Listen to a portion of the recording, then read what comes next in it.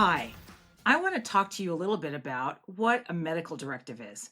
And the medical directive is that document that actually states your intention and your direction about you physically.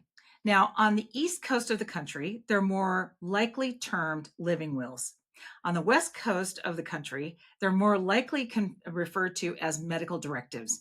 And they are exactly that, a directive. If I was able to talk to you, the doctor, here's who I'd want you to take direction from. Like, first of all, please talk to my spouse or life partner or my mom.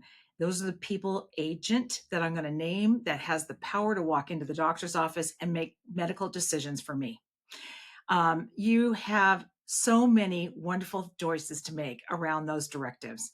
And some of the big topics that are covered in a medical directive is who will the doctor take direction from?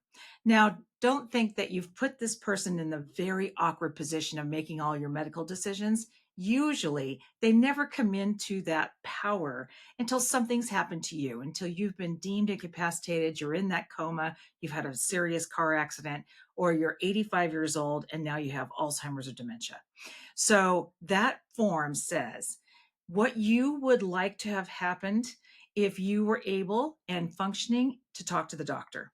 So your agent isn't the person making those hard decisions. They're the person walking into the doctor's office on your behalf and making the doctor do what you have already decided you want done. So what are the big things in that document that you want to make a decision around? The first thing is that people will choose to that classic, I want the plug pulled, or I'm coming out of that coma, do not unplug life support. I will tell you that there's a great number of people as they age, they more or less, having watched folks go, they have more inclined to push that button that says, go ahead and take me off life support. And that's almost always, of course, after you've been deemed incapacitated with no expectation of survival or resuming any kind of life expectancy. And don't worry, doctors are super smart. They know the difference between unconscious and coma. So they're not going to pull any plugs while you're just unconscious.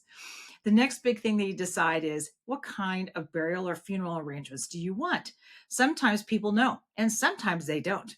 And if you know, like you've bought a plot, you know you want to be cremated, you know you want your ashes spread either at the top of Yosemite Mountain or somewhere mountain in Yosemite or at the ocean, or like one client, they want their ashes in the Ganges. So you write down those specific directions if you want to make sure the people behind you are honoring your wishes. The document allows your family to go get you at the morgue and bury you and proceed with the wishes that you've put on the document. The next big thing you'll have to decide is whether or not you want organ donation or not. And some people are really, really, most medical people, most scientists almost always say, yeah, if you want the organ, great. Your largest organ, by the way, is your skin. And it is in high demand, especially for car accidents and fire victims.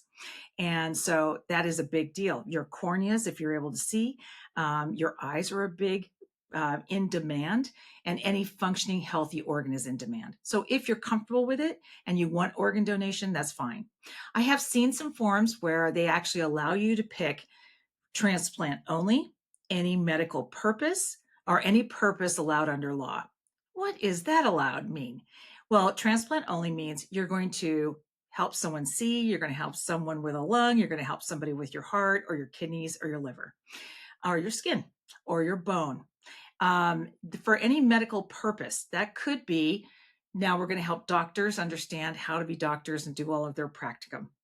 And then the last thing, any purpose under law, I didn't know what that was until I had somebody explain it to me.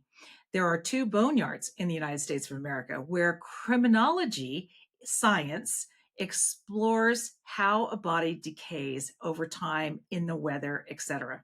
So that's what's meant by any purpose under law. So it's yours to choose. You can choose whatever you like. Every choice you make and sign the document is changeable at any time as long as you're competent. The last box you see in those documents is, even though I'm able to make my own medical decisions right now, I'm still authorizing my agent to make those decisions for me. And the only reason someone actually checks that is if they've had an early diagnosis of something degenerative like lupus or MS or ALS or dementia. And so those are special boxes for people that are dealing with an early diagnosis of something really big. That's all for today. Go get your health directive. It's an important document to have. And even if your kids are only 18, it's important in most states to have them, even for those kids that are over 18. Thanks for now.